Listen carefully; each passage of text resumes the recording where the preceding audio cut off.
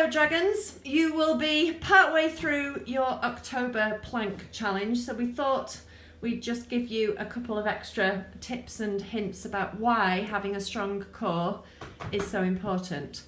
And for those of you that don't know what a strong core is or how to engage your core, your tummy muscles, have a look at the link up there. Somewhere. Karen's ably pointing at where the link will be, and we'll show you how to engage your core. So back to today. Welcome to Karen, my booted manly man assistant with his very sexy pink boxing gloves on. And for those of you that are particularly awake, yours, aren't they? they are they are mine and they are very smelly. I'm sorry. For those of you that are particularly awake, you will notice that we have a punch bag and the boxing gloves, and that this is not netball, but bear with us. All will be explained briefly. So we talk about having a strong core, and you've been working on your 2-minute plank challenge to improve that, hopefully. And Kerry's going to do some punching with a strong core to show the difference that makes to having a floppy core, which we'll do in a minute. So a couple of strong punches, and you'll see that his body stays upright. There's a twist in his shoulders and his hips, and his tummy and his torso is remaining forwards, with the force travelling through from his hips and his body, and you can see there's a fair amount of force going through that punch bag. It's travelling out of screen, out of shot. So, very manly man punches there, Karen. Thank you very much. It's not like you.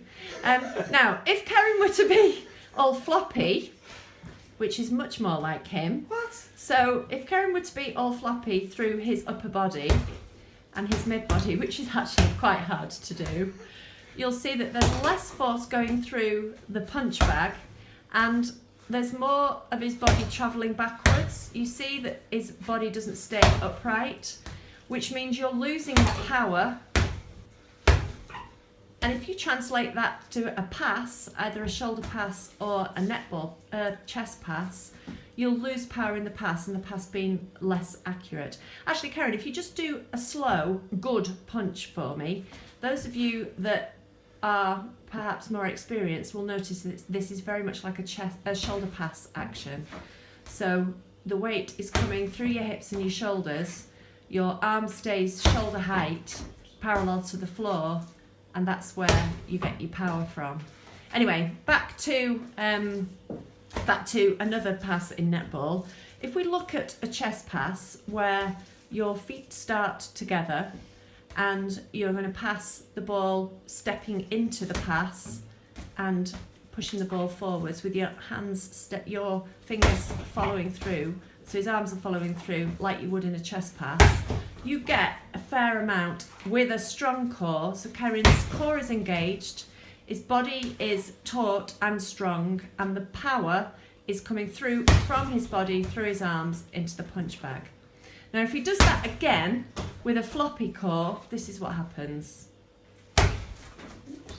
Okay, so he can't control where his body is. There is less power going through his arms. His body weight is moving backwards as he hits the punch bag because he hasn't engaged his core muscles to hold him firm. So if you think about that with a chest pass, the pass is either likely to not go where you want it to or not have the power behind it. So thank you, Karen, my bebooted manly man assistant.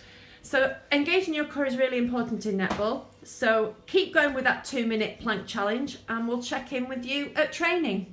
Bye.